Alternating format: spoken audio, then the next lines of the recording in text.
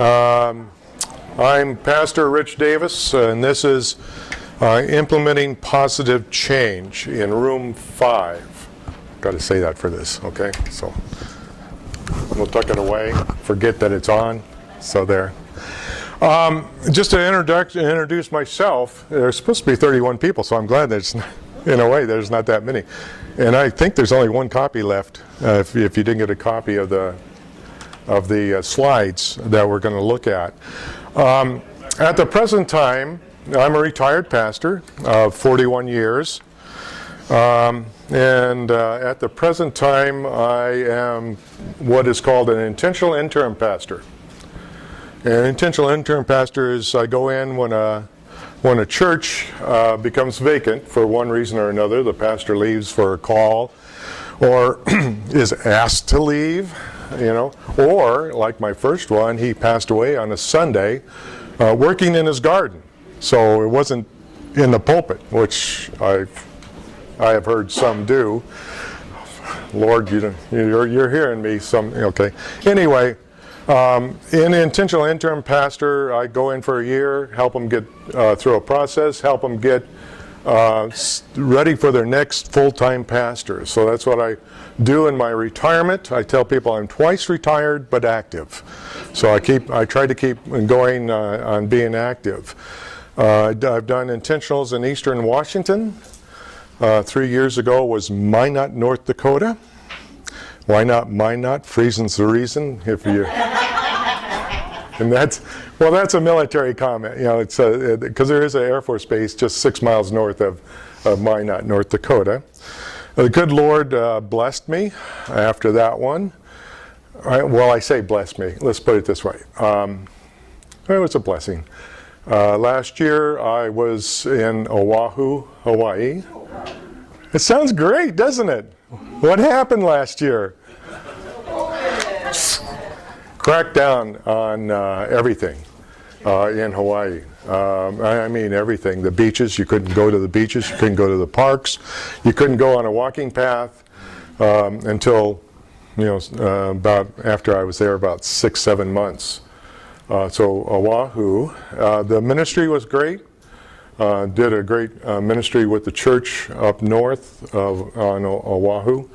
Had a church and school, and they called their pastor, and he accepted. Then this last year, I live in Meridian, Idaho. So this last year I did an intentional in McCall, Idaho, which is only 100 miles north of my house. So that was basically going up over the weekend and coming home, and that's the closest I've gotten. Okay. Then I have been asked. I just finished that last week, but I've been asked that in March, the end of March, to do another one. Can you guess where? Yeah. I've been. Yeah, really? Yeah. Which island? Huh? Which island? Maui. Emmanuel, if you're over there, Emmanuel Lutheran Church in Maui. I guess I did such a good job in Oahu, but it's got to be better. I mean, even though we've gone through COVID and we got the vaccinations and everything else, I'm looking up to doing great ministry, beautiful weather, and able to go watch the whales and stuff like that. Anyway, implementing positive change. I know we have some pastors in here, we have some DCEs in here, we have some church administrators in here. So we're just going to look at different ideas on how to implement positive change.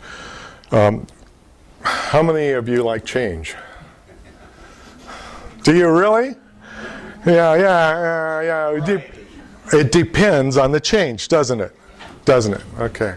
Let's see if I can get all this to work here today. Change.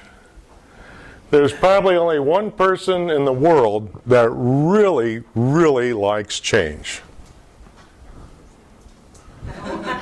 A baby in a dirty diaper. And that's Mark Twain. Okay, I've got to give him credit for that one. So what's the biggest issue in most congregations? The biggest issue in most congregations is how do we initiate or implement positive change or change? And I'd love to, I always keep saying positive change. And you'll notice that it's positive change. Because, sometimes change happens. And a lot of people don't like it. And there may be some changes in the future, and we'll talk a little bit about that in a few minutes. Maybe some changes in the future where you're at, okay? Be it from, get ahead of myself, be it from small change to huge change. A little tiny small change can really upset people. Sometimes a small change upsets people more than a large one. They can take the large. So initiating and implementing change can cause conflict if it's not done in a positive manner. And, throughout my career, 41 years, I've seen it. It can cause the conflicts. So here's an overview of what we're going to look at, and I'll go through these real quick. And this is, we may not cover it all, or I may skip some. We'll put it that way. Or you may have some questions and I may not have answers. I am not the expert on change, okay? I'll put it that way right now. I am not but then in 41 years, I think we have lived, we've been married for 51 now. In 51 years of marriage, I think we have lived in about 25 places. And that's not houses, that's places, So I might be a little expert in change, okay, in my life or my career, and I may talk about it. Overview, what is change? A few assumptions, general system theory, the linear lens, the chaos lens, and we'll go through these to explain them. Roller coaster of change, and look at difference of managing change or leading change. And the overview continue, change management process, difference between change and transition. That's another good topic too. It says it's 8 steps to change. It's more like 6 secrets to change than 8 steps. So, and I have to say that I did this, so you'll get a chance to see what I've done in my career. I did this class as a module at Concordia Theological Seminary. I worked there for 10 years in Fort Wayne. I didn't work for the seminary. I worked for the synod. So, I was able to do some classes on Saturdays and stuff. So it's changed a little bit, and I forgot to change some of the slide. Let's keep going. Let's go. This was supposed to be a video, but it's not going to play, I'm sure. You cannot step in the same stream at the same place twice. Do you believe that? Why? The stream changes, right? So it's always changing. And that's the whole thing too, is life changes. I mean, were you the same yesterday as you are today? You could say, yeah, I am. No, you've changed a little bit some of us have gotten sunburned over the time too. Oh, this is great. One of the 3 years, was it 3 years ago when it rained? Anyone here during that time? And this whole place out here was flooded? Yes. So, what is change? Well, nothing in the world stays constant. Everything changes from moment to moment. What are some changes we might encounter in our parishes? What are some changes you might encounter in your parish? People?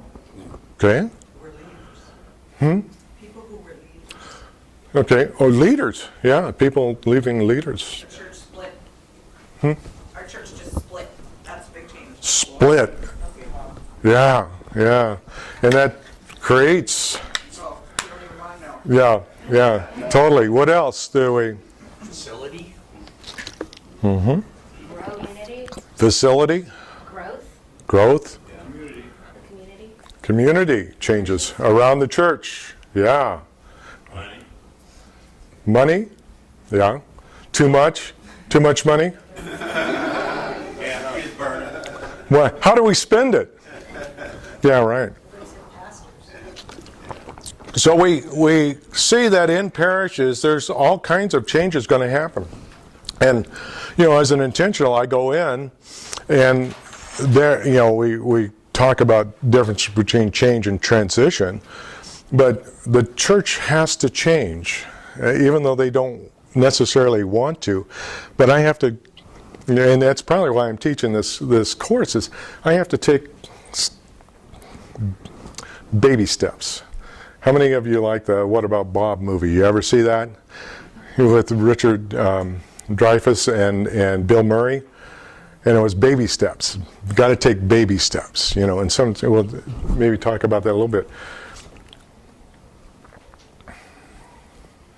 A few assumptions that we have about change.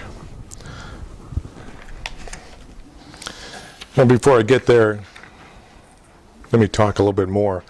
There's one thing that doesn't change. What's that? Yeah, Jesus Christ. We say that He's the same today, yesterday, or same yesterday, today, and tomorrow. He's the Alpha and the Omega. There is no change in Him. Always keep that up here. He's always the same. No matter what happens around you in your life, or in your parish, or where you're at, always remember that Christ doesn't change. Change happens if we like it or not. And we have two sides of change. One or two fears of change. One is too much change. Right? I mean, we split.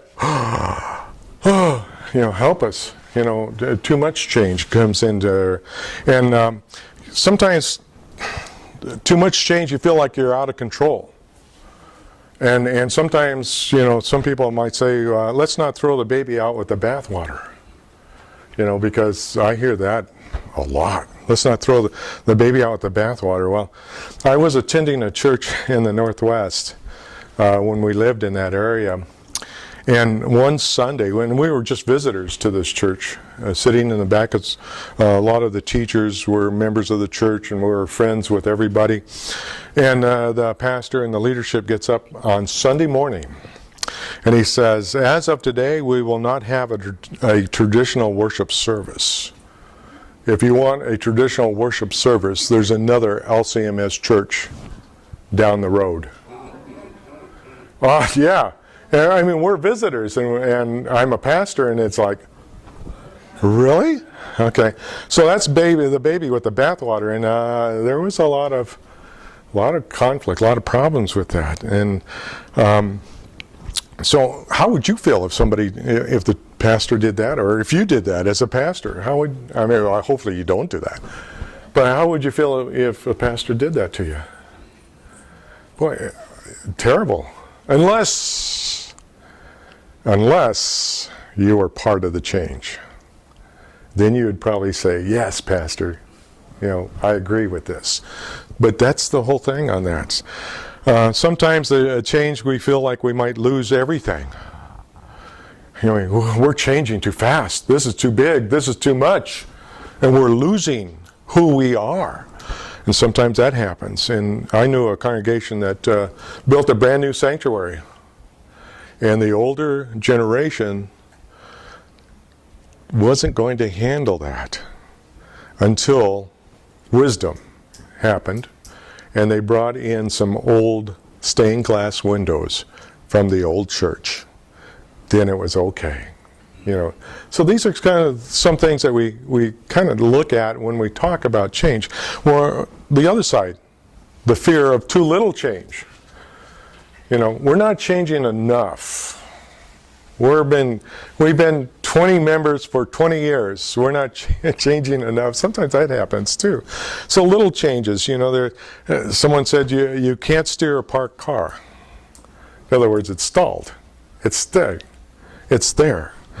So sometimes that fear is there that we're not changing enough. And someone said the community your community changes around you, but you don't change. And we'll, hopefully if it works, we'll show a slide of something along that line. So look, too much or not enough. So that's the thing we do. Assumptions. Now we're good. We are seeking new learning, not following old rules. New learning. That's always keep in your mind. New learning. What does it mean to learn? The 4 components of an adult learning cycle is as follows. Doing or do, reflect, connect, and decide. And Gilbert Riddell, and that's who I get a lot of my information from, he states that adults learn best when they pause after doing something and to reflect on what they just did and what they learned from it, he says. The new learning is enriched when they then connect the new learning or their new learnings with previous experiences, he said. The insight that can help to inform their reflection on what they just did. This, then he says in this, he says, however, he goes on to say, the dilemma many congregations face is that we are practicing management and seeking stability so that we are spending most of our time deciding and doing instead of reflecting and connecting. And he says it's a cycle. You do, you reflect, you connect, and then you decide. So that's his kind of theory on that. We're seeking to learn, well, where'd it go? Okay, come on. So More. if you do, Go ahead. I have a question. If you do, then you reflect, then you connect, and then you decide. But before you do, you have to decide to do. So where does it start or stop? Yeah, this is after, if you do something, then you reflect on what you just did, okay? So you do it first, you reflect, okay, did that work or not work? You know, and then you're saying, well, okay, maybe we can use that, you know, for the future, that it did work. We reflect, it did work. So we want to connect with another project or another thing. So we do reflect, connect, and then decide, is what he's saying on this principle. So does that, I mean, kind of answer that? I know you're saying do and decide, or decide, you know, you do and you decide. What I'm saying is, if, for example, if we start a new program because we know that we need to change something. Yeah, we'll get into that in a little bit too. Yeah, because that goes into the lenses that we'll look at, the linear and the, so. Change will produce conflict, which is good and not to be avoided. That's an assumption. I'm one that sometimes conflict is necessary. I want to talk or cover that just a little bit. Conflict is when 2 or more ideas in the same place at the same time. That's conflict. I want blue carpet. I want green. You know, and there's the conflict. You know, all of a sudden, 2 people with 2 ideas looking at the same thing.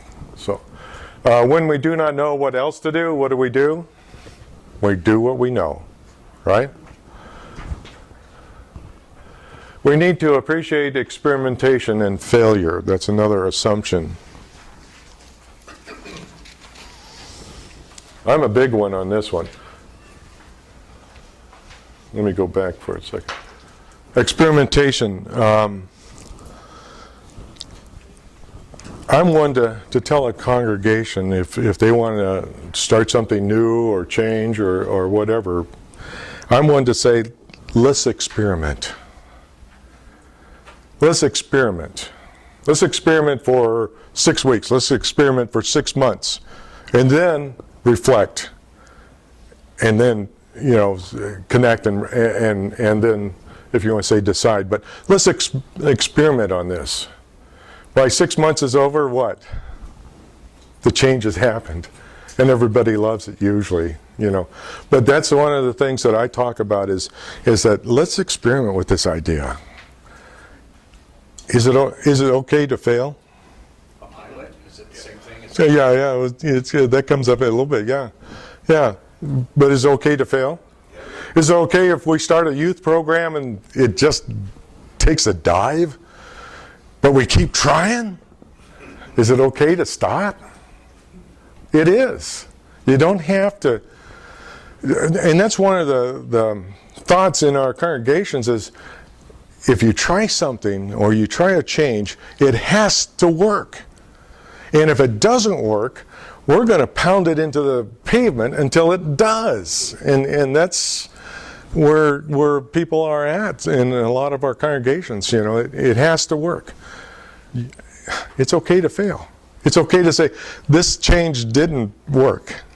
I mean, one thing I didn't hear about, what changes in the parish is time of your worship. Oh, let's not go there, Pastor. Yeah, but if you give me an extra 15 minutes in the morning between worship services, I can do more. Let's experiment with this and see if it works. And if it didn't work, no, especially if summertime, that's a good time to experiment if you're going to change time. Learning requires hard work and analysis, discussion, and discernment. The willingness to experiment with new programs or approaches will provide new information which will in turn support the learning necessary in a time of change. Leadership is essentially a spiritual issue. And that's, sometimes we have to take our emotions out and understand the emotions of, I'm talking a lot about, the perspective of a pastor. You have to understand the emotions that people are going through if there's a change. And we'll look at that a little bit. Congregations are faith communities, right? Their ongoing purpose is to introduce people to the relationship with God through the disciplines of faith traditions, which can be life-changing for some in the faith traditions. Their corporate purpose is ultimately to be faithful to the call of God within the understanding of their faith traditions. The linear lens, this is one that we probably are very familiar with in making change or decisions in the congregation.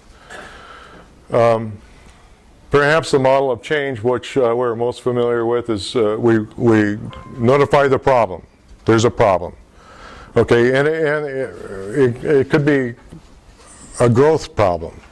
It could be a community problem. It could be splitting of a congregation problem. There's a problem. So this is the lens that we normally use. Problem is identified. Alternate solutions, brainstorming. Let's get a committee to, don't throw things to committees, but anyway. Let's get a committee together so we can brainstorm. That's a good one. And a lot, I mean, this is the way people choose as a linear age. And this is the way to do it if the change is little or small. Okay? So you're going to look at brainstorming. How do we change? What do we change? Let's brainstorm. How do we do this? Okay, decision making. Choosing from the alternatives and then implementing it.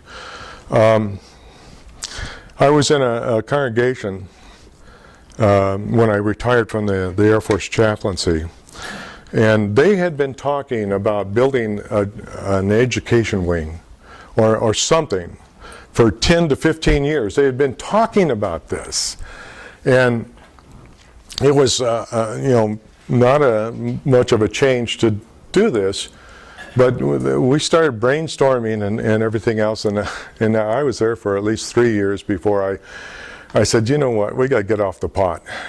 We got to do something. You've been talking about this for so many years. Let's do it. Let's implement this change. And we don't have the money, and well, we can do a capital campaign. Well, so the brainstorming's going on, and during this brainstorming, I had a brain cloud where I stood up and I said, I know this company that will bring in a module. And we can put it right there. It'll fit right there on our property. It'll have water. It'll have bathroom facilities. It'll have 4 or 5 classrooms. Great idea. I did this on purpose. What? To get them off the pot, right? So at the meeting, these guys came in with slides and everything else, and it looked really great. After the meeting, one member stood up and said, "We can do that better." Okay, let's build it onto the church and not a module. And he was a construction guy. It's almost like, where have you been, in the last 10 to 15 years? So the idea was we used this lens to do this. Now the chaos lens, let me make sure I get this right. This one is if the change is a little bit harder, okay? A little bit deeper change is a chaos lens, and I'll explain this. It's called the pain.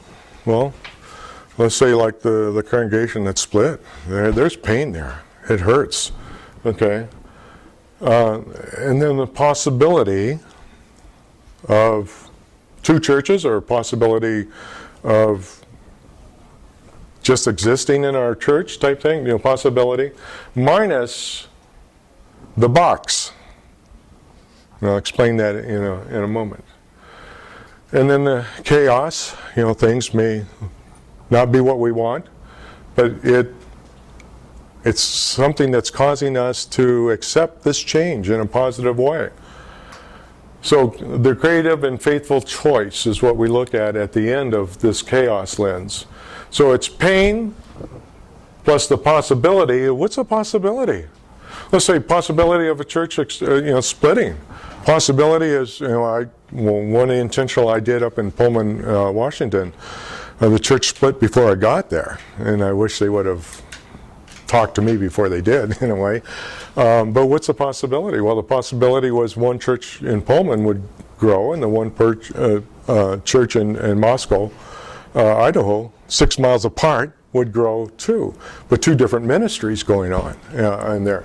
So there's the possibility. The box, and I'll talk about the box, minus the box equals chaos and the creative and faithful choice.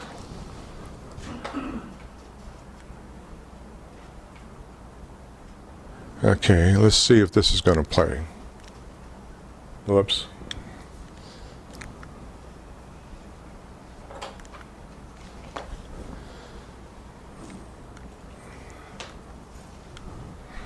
I'd love to just touch it.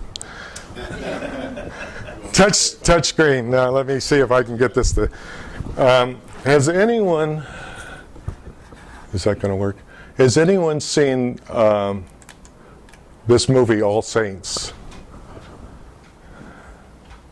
Hopefully there's sound.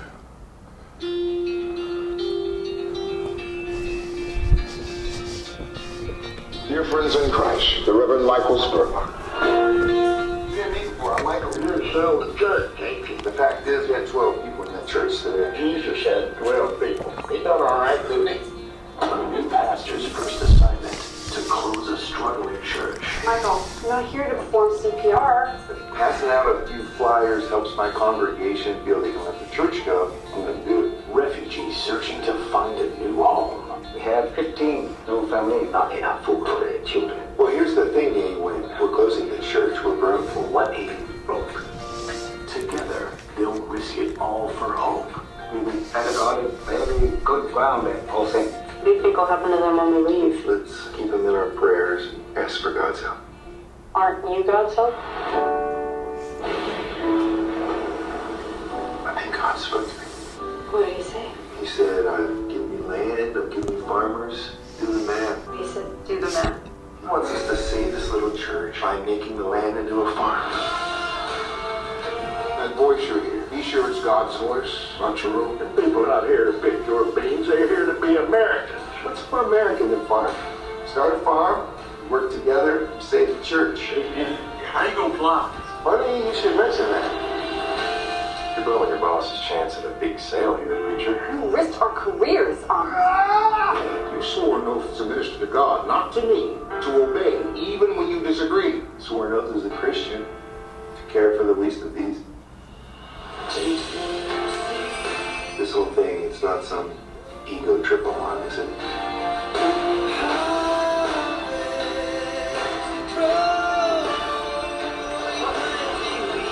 I thought I knew the will of God. Did this voice I heard, or was it mine? Who we started? I'm going to show you something. We are not where we started. We're somewhere completely new.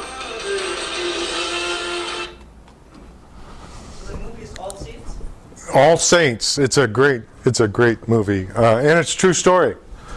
A true story. So the change was, number one, you're going to close the church. We're going to sell it. And then the big change was, oh, wait a minute. You know, there's something different here. Outside the box. And that's what the box means. Connect the 9 dots. If you have, there you are. If you have the paper, or if you have a piece of paper, you draw nine dots, 3 in a row, 3 up and down, and connect the 9 dots using 4 straight lines and without taking your pencil off your paper. Can you do it? Yes, you can.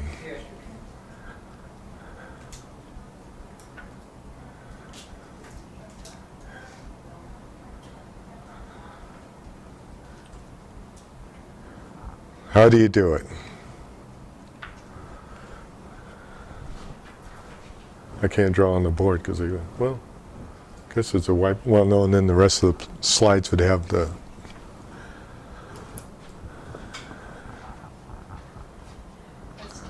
Yeah. I was going to ask, do your lines have to go through the dots? Or, yeah, they do. Yeah. You have to go through the dots. But think, what am I talking about? Outside the box. See, our mentality is, I have to do inside the box, you know.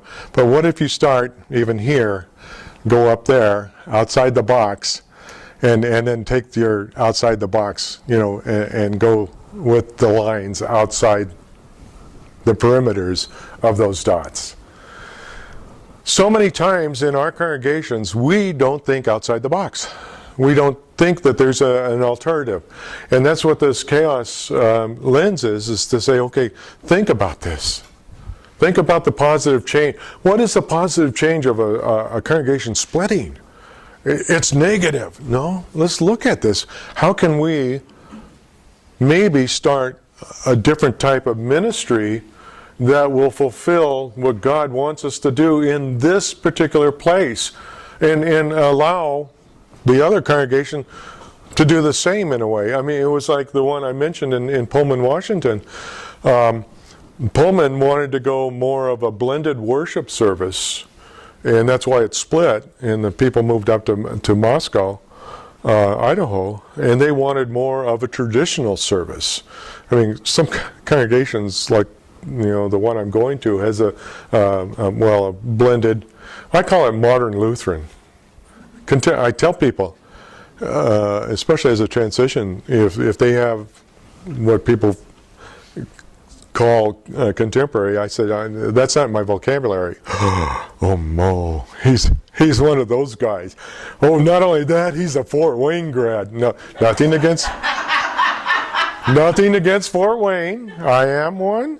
I work there, so nothing against Fort Wayne, but there is a stigma there type thing. But I tell them that, and I said, no, I use the term modern Lutheran, especially if there's liturgy, you know, still Lutheran liturgy in the worship.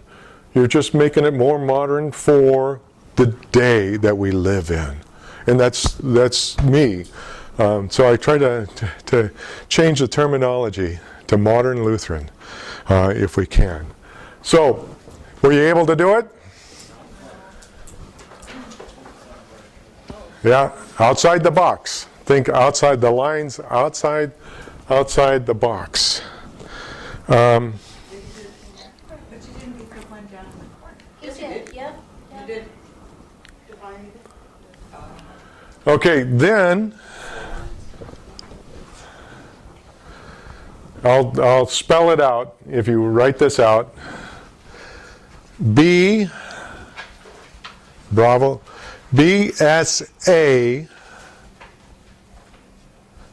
I N X. Am I going too fast? Okay. EAT NT EARS. I'll do it again. So BSA INX EAT NT EARS.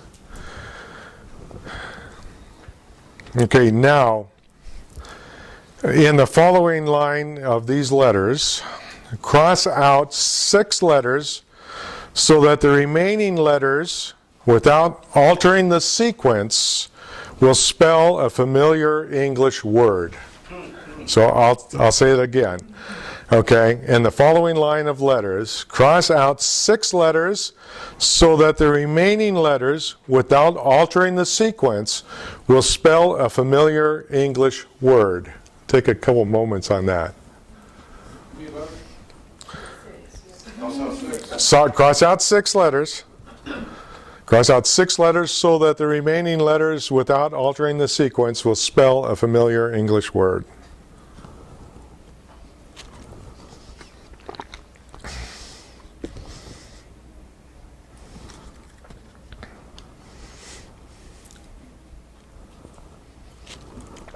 This is called Stump the Class. I could do the Jeopardy. Let's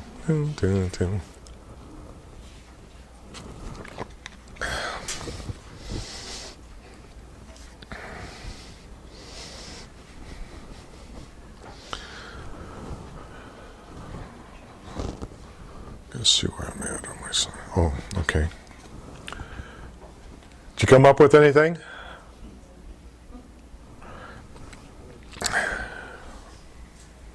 Okay, look at the letters.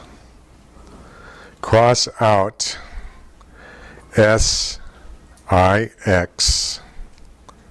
okay, L-E-T-T-E-R-S.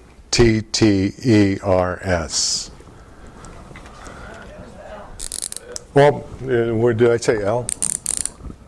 No, there is no L. Oh, wait. There's no cross out. Yeah, there should be an L in there. L-E. Did I mess up? I messed up. No wonder you can't do it. No wonder you can't do it. Blame it on me. Blame it on me. Okay. S.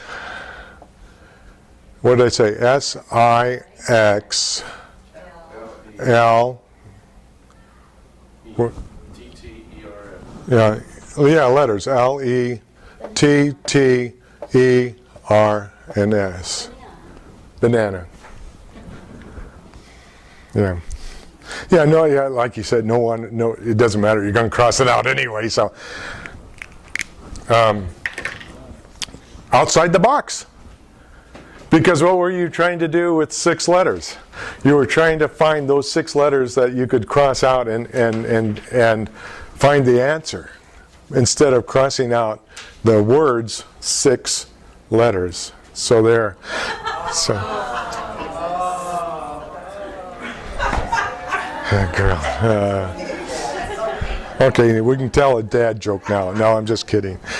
So, when we talked earlier about the different changes in congregations, what kind of lens would you use for those different congregations? For a parish that is splitting, what kind of lens would you use? perhaps the chaos lens to look at it and look outside the box. What can we do? What was another one? Growth. Look outside the box. How can we grow? And this is a good time when you're talking about change in a congregation. Change is a good time to look at your vision and mission statements. What to know Christ and make Him known. How many of you have that as a vision, mission statement, or either or? I hear that all the time. But when I go into a congregation, I ask them, how are you doing it? How are you doing that statement?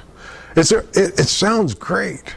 I mean, the one that I'm going to in Maui, their vision statement is bless. It deals with BLESS. And I'm not sure off the top of my head what that means, but my question to them is, how are you doing it? How are you doing that as a mission?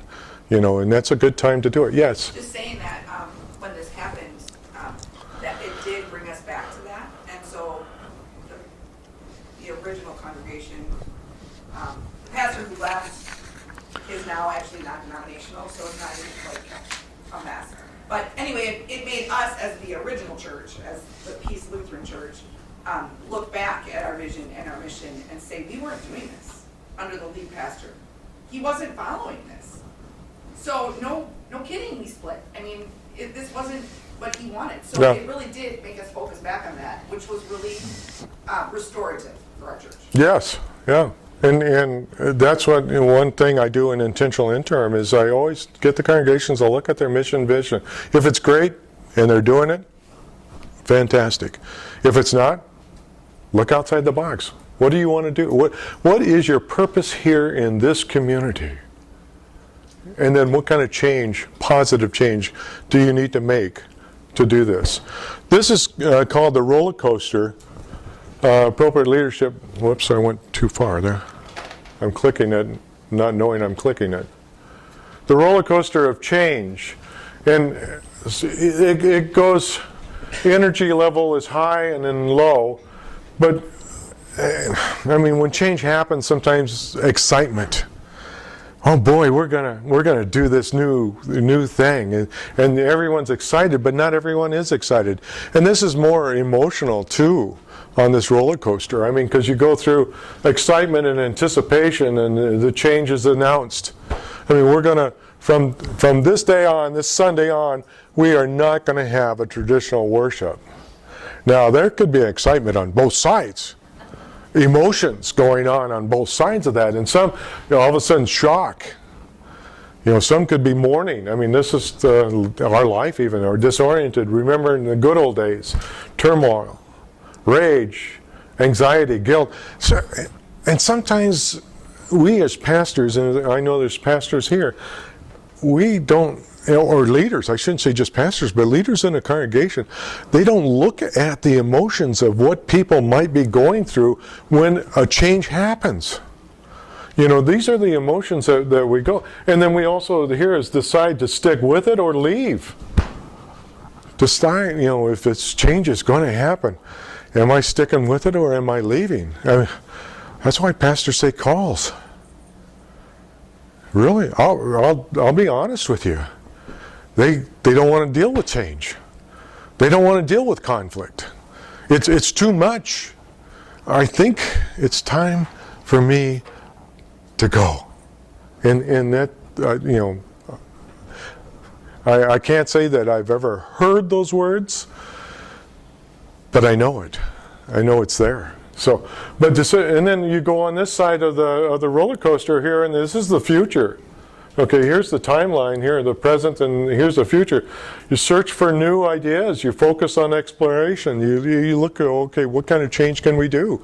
You look at valid information, problem solving, going back to that lens, finding new purpose, finding new structure, internal commitment and hope, reattachment, testing it, pilot.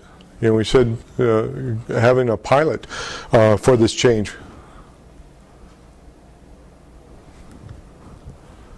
Whoops, I went the wrong way.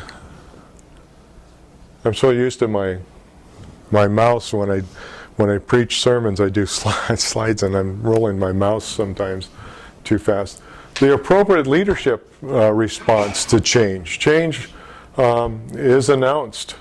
Difficult feelings, the task of letting go. And this, I took this slide from my book. So you decide to either stay or leave. That's underlined in yellow. Okay.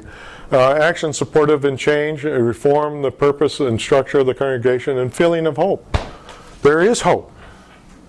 There is hope. There is hope of changing our congregation to meet the needs of the community.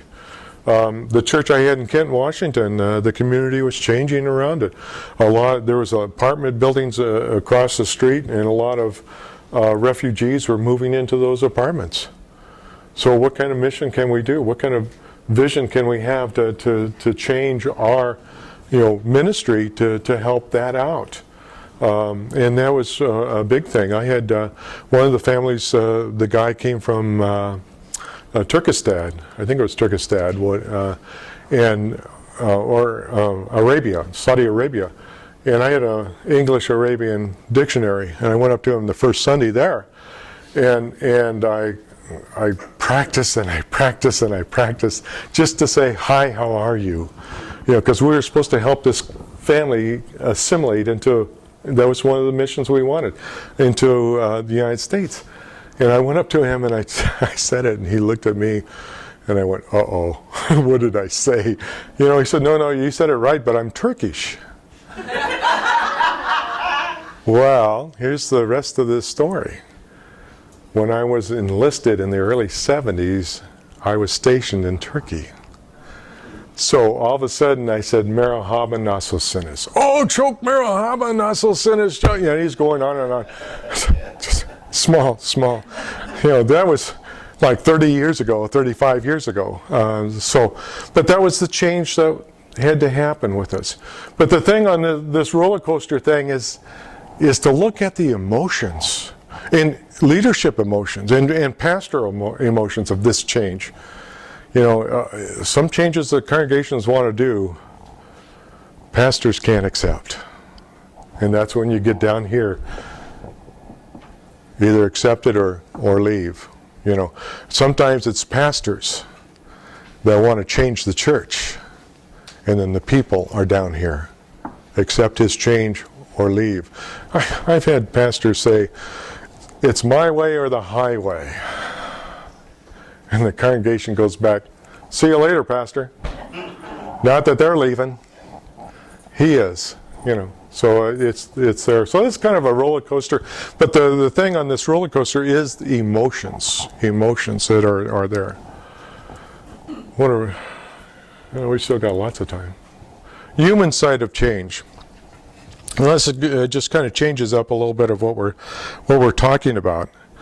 The human side of change. It gives us a different perspective of change. And then this is page 5 of my notes. This is page 6, so we're done. No. It's like, I forgot to even write about this stuff. So we're gonna go through this real. Human side of change. The human side of change is the idea that there needs to be a change. One way or the other, we need to change. In our parish, in our life. Change is, as we started out, it happens every time, every moment of our day. I mentioned I was a military chaplain. In the military, early 70s, went back to college, seminary. My first congregation was Leadville, Colorado. Highest incorporated city in the United States, 10,200 feet.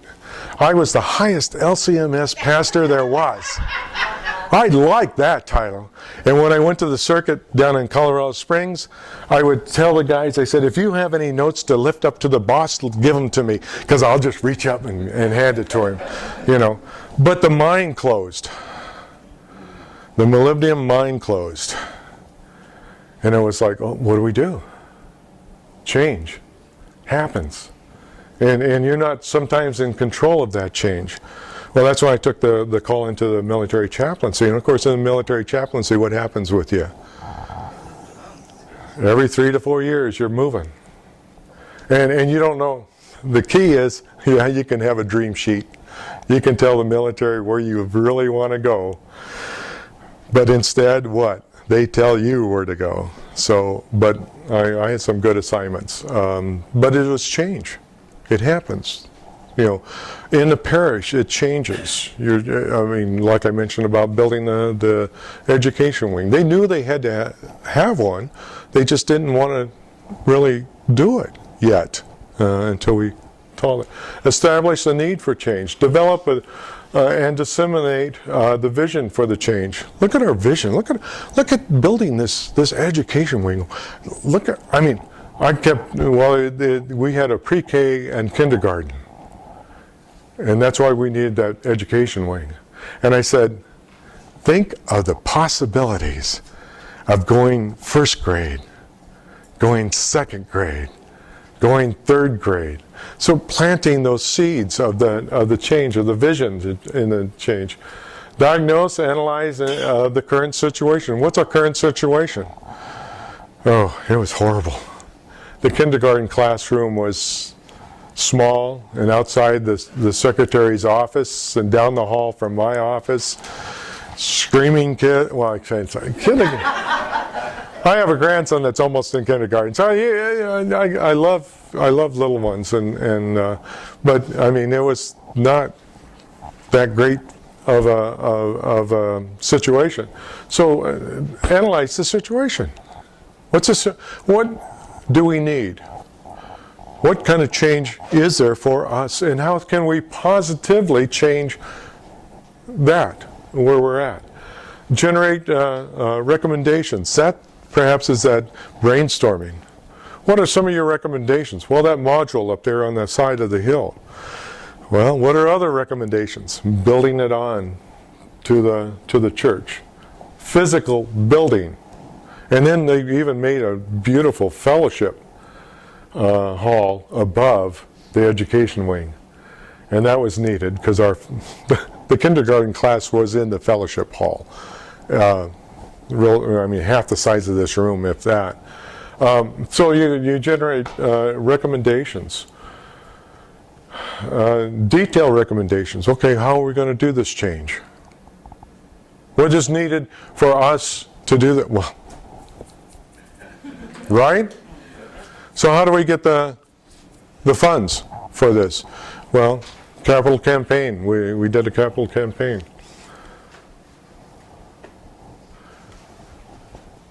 Pilot test the recommendations. That's kind of what you were saying. The pilot test is getting the congregation on board. What do you think? You know, what do you say is our need for education? What do you think about this? And just, you know, going, you know, what's the recommendation? Well, let's look at this module. Does it really work? Is it going to work?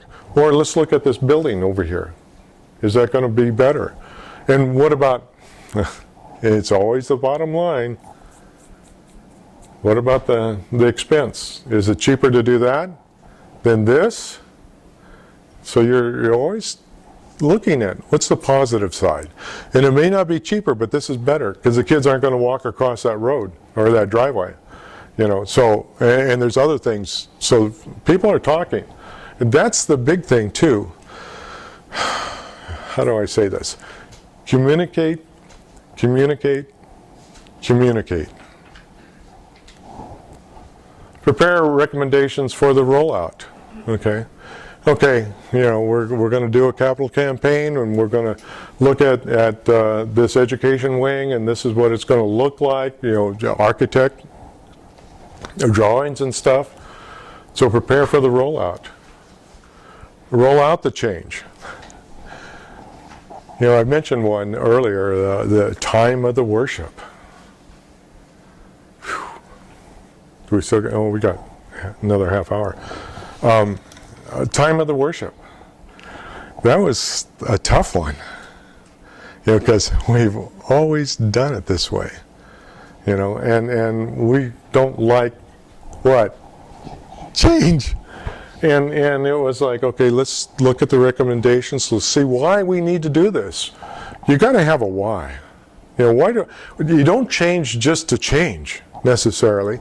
So why do you need to do this? Well, so pastor can have an extra 15 minutes to prepare, for Sunday school, or if it's that Sunday school hour where we need to, let's say, cut it by 15 so he can prepare for the next worship. In Minot, North Dakota, I had 3 worships on a Sunday morning, and it was like 8 o'clock, 9:30, and 11. I couldn't teach Bible class. I mean, it was just boom, boom, boom. Same sermon 3 times. And everyone said, the ones that went to the early service and then would go to 11 o'clock, that's not the same sermon. I said, no, because I'm not awake at 8. It gets better as the day goes on. Measure, reinforce, and refine changes. If you change something, it's not working, that's what you do. Make it positive. Be positive. Reinforce it. Refine the changes. Well, we need to twix this. That's a government term. Just a little change here from our big change that we just did. Instead of 15 minutes, maybe we want to do 10. Or somebody might say, well, Pastor, 15 was really great. Why don't we do 20? Who knows? Okay. Well, we're going to finish early probably because this is the secrets. 6 secrets for introducing successful change. People by nature tend to resist change. Consequently, how you introduce a new idea in your congregation will greatly affect whether it is eventually adopted. Do not assume that the idea will be naturally accepted on its obvious merits. It will not. In fact, you are much safer and more likely to be corrected in assuming that the idea will be resisted.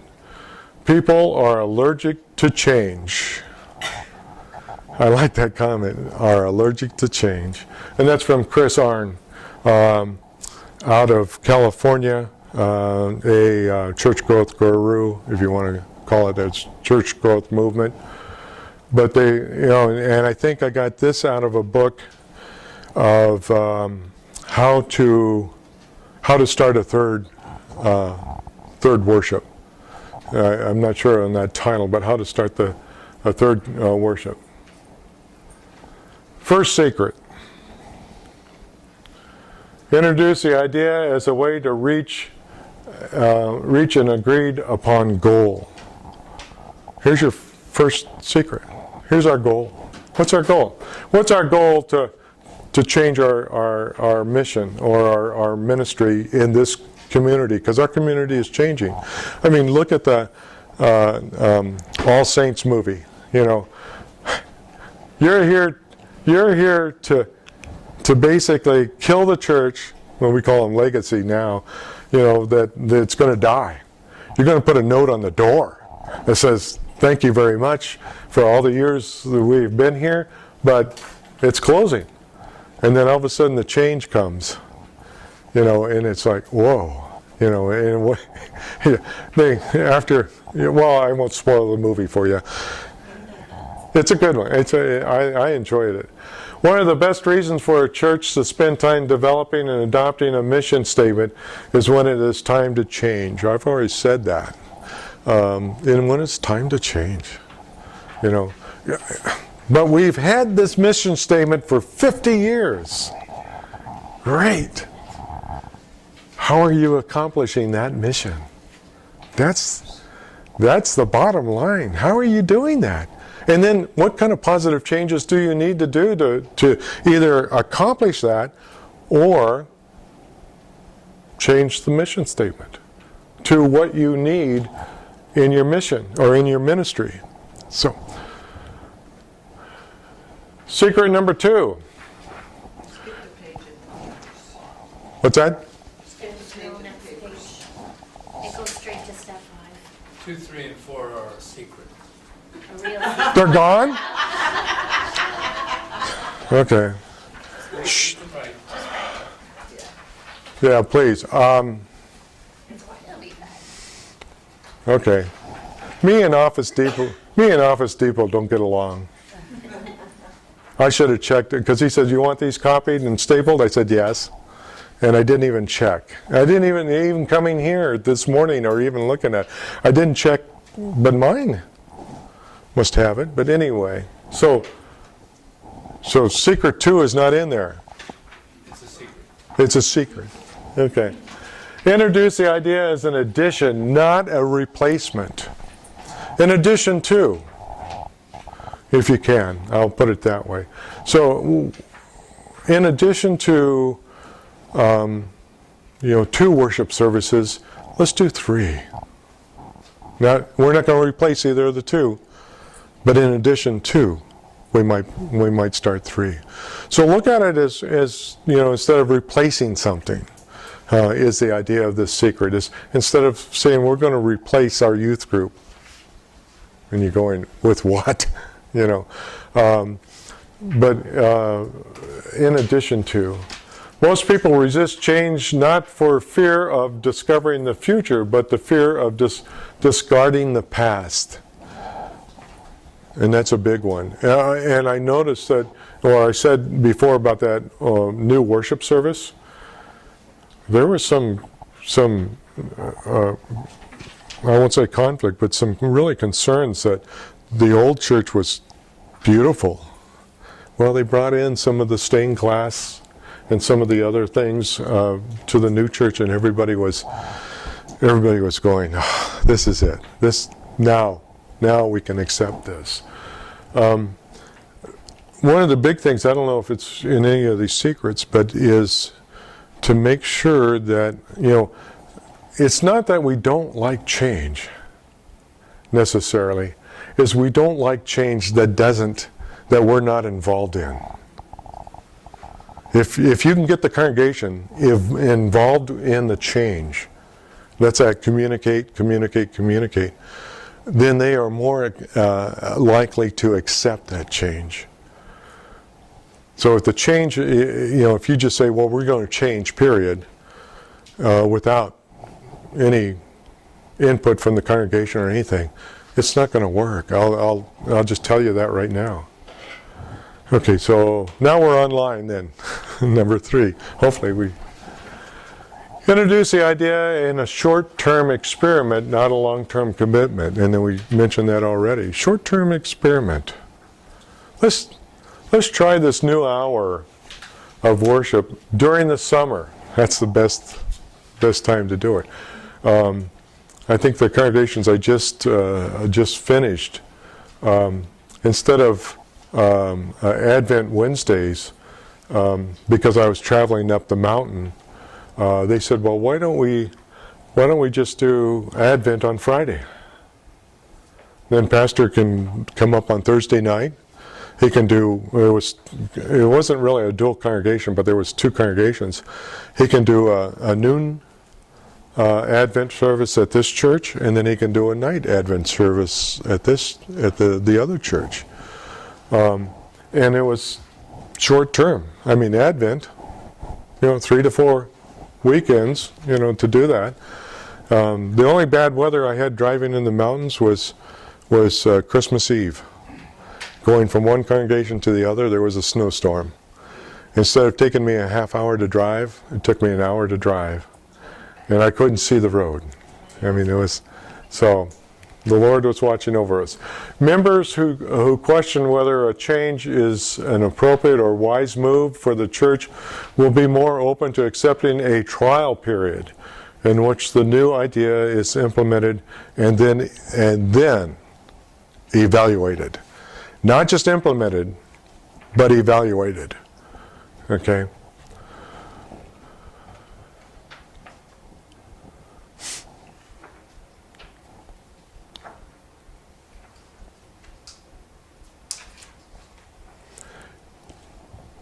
Encourage enhancements to create ownership. That's what I was just saying, that the congregation has to buy off on this.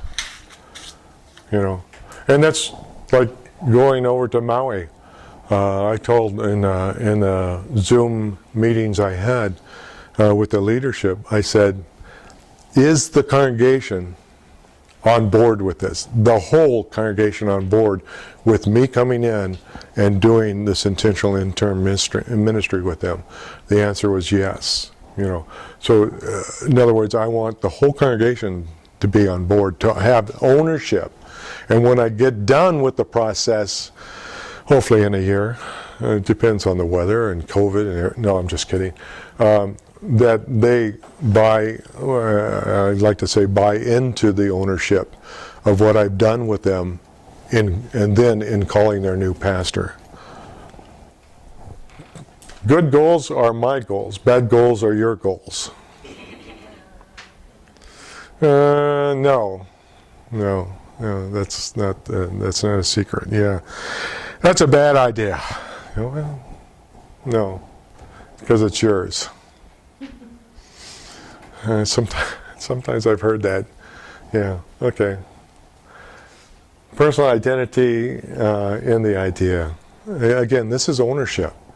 Ownership in the move. You start, well, it'll come out in a little bit. You start with the leadership. Secret number 5. Sow seeds of creative discontent. Oh, that's a different one. That's kind of like, well, wait a minute. You said this is all supposed to be positive. In a way, and this is only on the small, I hate to say on the small stuff. But in a way, this is what I did when I brought in that company with the module. I sowed the seed of discontent in a positive way that said, oh, that's a great idea, but that's not what we want to do. We want it to be attached to the church. So get the idea there that the discontent is not to create conflict. It's to create ideas. It's to create outside the box. In other words, I had the congregation thinking outside the box, not just the need for a classroom, but the need for the right type of classroom that they wanted. So that's what this is. Yeah, but don't go too far with that. Yeah, don't go too far with that. You just plant the seeds, kind of there. A voluntary change only occurs when there is sufficient discontent with the status quo. I mean,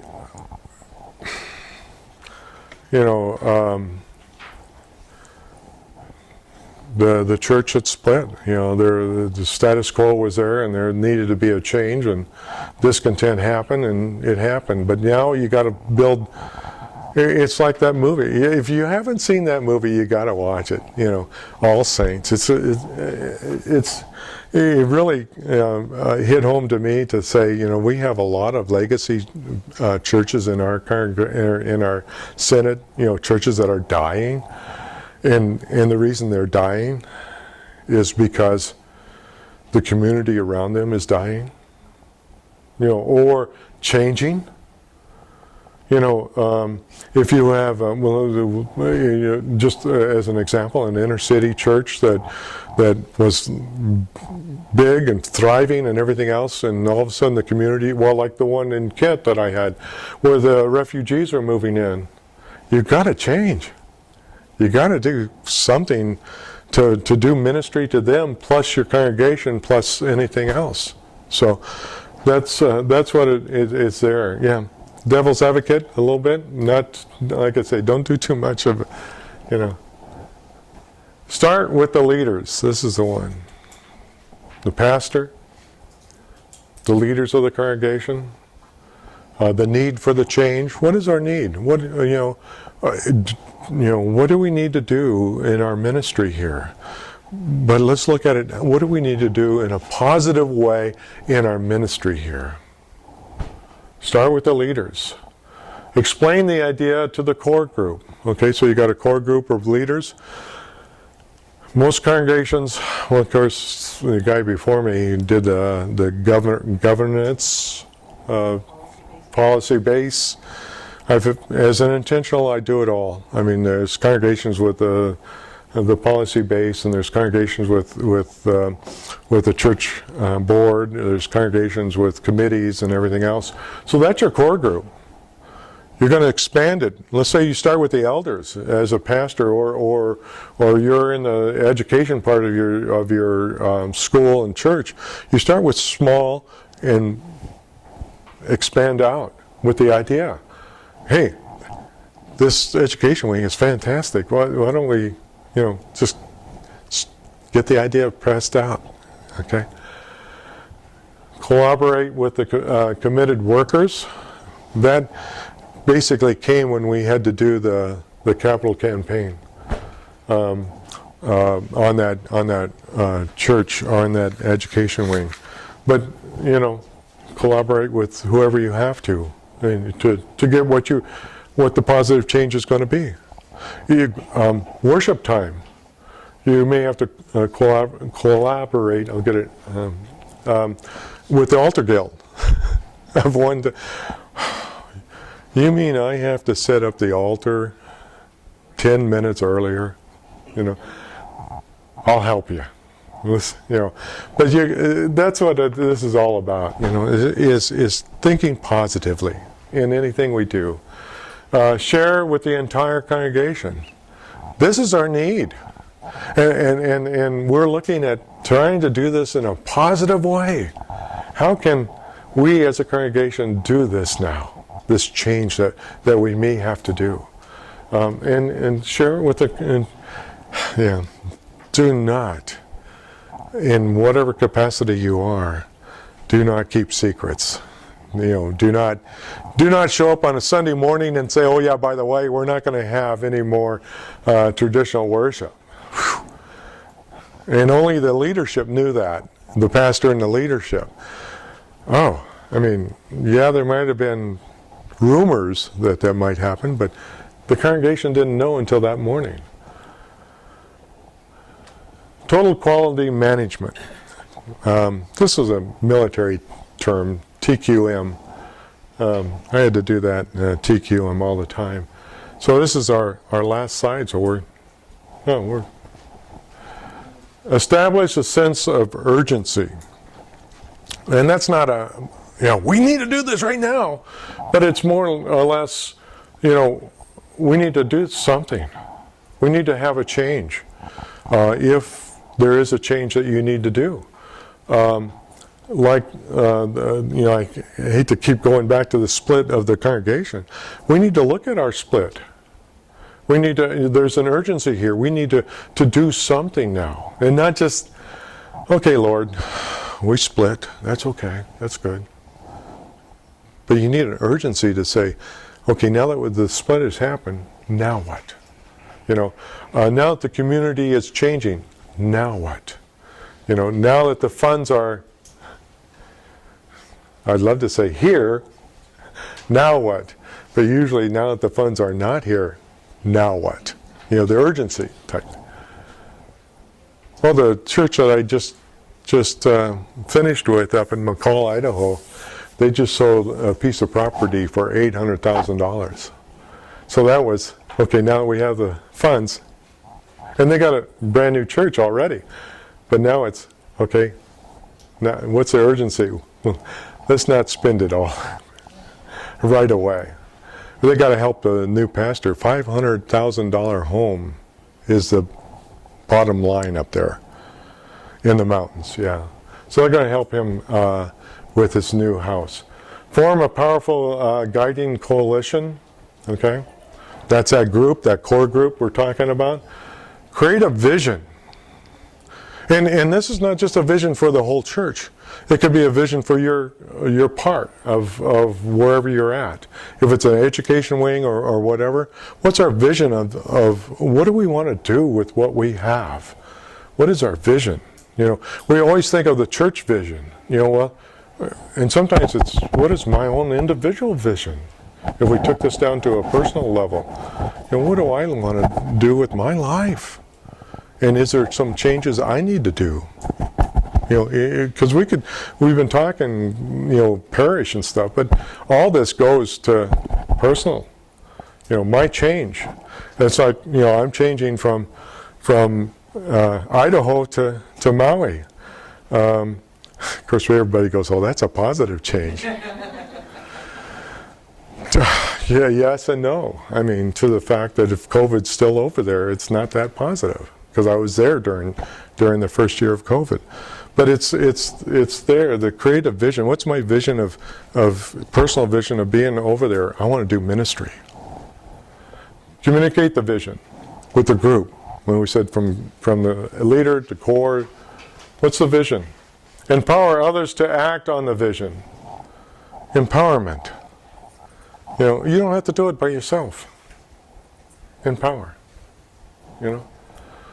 Plan for and create short-term wins. We already said that. This is just kind of going over some of what we did. Consolidate improvements and keep the momentum for change moving. That's what I tried with the congregation in Kent. I said, now that we got an education wing, let's build a new sanctuary. The pastor's here, and he and I are good friends. Not the one that replaced me, but the next one. And they haven't built the sanctuary yet. But anyway, it was the seed. I always like to plant seeds, okay? And institutionalize the new approaches. In other words, make it positive. This is who we are. This is what we've done. This is our change that we positively made. And look how great God is blessing us. Okay, that's the end of that. Any questions? Yeah. Explain a little bit more the connect and decide aspect. I don't quite get that. The do, reflect, connect, and decide. Let me see if I got my notes real quick here on this. Because he says the adults learn best when they pause after doing something to reflect on what they just did and what they learned from it. So if you do a change, okay, he says you pause and then you reflect on it. And what did we learn from this? Good or bad? Okay. Then he says this new learning is enriched when they then connect their new learning with previous experiences and insights that can help them inform their reflection on what they just did. It counts somewhat, what he somewhat is saying that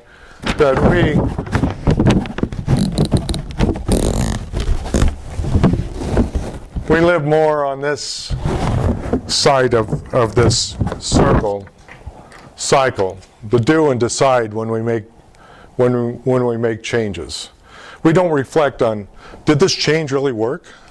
We don't reflect on, okay, if it did work, great. If it didn't work, we kind of connect with that and then go there. So that's kind of what he's saying. He says, then with this new learning in place, they make a decision about the next step and then they do the next step. But he goes on to say the dilemma of many congregations face is that we have been practicing management and seeking stability so far that we spend most of our time on the left side of the cycle. So the left side, the do and the decide. We do changes and we decide to or not to. So is this more of a process rather than do everything all at once? Yeah. The process is, and then did this work? The next step, Yeah. and then take the next step. So it's a cycle, but yeah, exactly. So it's like, the process of how do we look at what we just did? How do we, a lot of times we don't reflect on what, in our personal lives. Okay, what did I just do? And kind of connect, I'm doing that all the time. When I do something new for the first time, I don't really absorb what I did until maybe the next day. And that starts to sink in. Yeah. To be able to do it again or whatever. And that's it. Okay, did this work or not work? Was this a good, that's the reflection part. And then the connection part is, okay, I like that. that worked. So now I'm going to move on to the next cycle, next part of the cycle. Yeah. So it has to do with your trial basis kind of Yeah. thing, really. Yeah, I would say yeah. Yeah, on that. Yeah. So the whole world has gone through a lot of change, like it or not. What do you think the temperament coming out of COVID is going to do with all of this in the future? Are people willing to embrace a little more because they've lived through a lot more change collectively? Or do you think it's even I'm tired of all this change, I just want something stable, do not change anything? Well, I mean, we've seen that throughout our world and throughout the United States that we're mandated. Mandated. You will do this.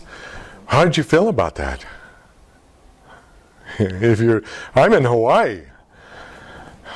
I am mandated. I have 14 days in this studio apartment. Well, part of me just wanted to say, forget it. I'm going to go out for a walk or something. But the other part of me says, no, that's the way it is. But change happen. I mean, that's one thing I didn't mention was that we have all kinds of changes going on in our lives, and COVID has changed us totally. I mean, you go to the airport, you got to wear a mask. You got to wear a mask on a plane. I'm not looking forward to that again, going to Hawaii. However, I have learned that if you snack and you drink a lot, And if you watch when the flight attendants come. yeah. But that's the change. But I see positive things coming out of COVID. Some people, some congregations are going to go keep the live stream. Or the Zoom meetings, or the Zoom, or the YouTube worship and stuff. Is that bad or is that good? Well, I think it's a positive thing.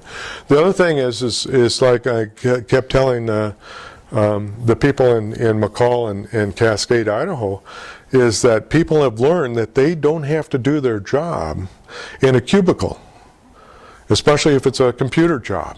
They can go and live wherever they want to and be a part of their corporation up in the mountains. Up there where, you have winter sports, you have summer sports, you have, boating, you have fishing, you have skiing, you have, and people, and this is the congregations that I just finished, and I said, that is going to be your new demographics for this area. People are going to be moving up here because of that. And that's I guess I'm an optimist. I said, that's the positive way of looking at that. So, good. Well, any other questions you have for me? Did everybody, except for slide number 2 on the secrets, did everybody get what they needed for slides and stuff? If not, I'll give you my email. It's supposed to be on the app. I worked with those guys, or the young ladies in the office, and it was supposed to be on this hour or that hour and a half app, that if you're on you have that app. So let me close in prayer and then let you go, and it's 5 minutes early. So I got a 5-minute prayer though. No, just kidding, Lord. Heavenly gracious Lord, we thank you for this time together. We know that things change, but we know that you are constant, and we know that Christ is constant in our lives, the same yesterday, today, and tomorrow. We thank you for that. We pray that you help us to any changes in our life, personal or with who we work with or where we're at. Help us to always be positive and trying to change, but also change for you, not for us. We thank you in Jesus Christ's name. Amen. Okay, thank you for your time.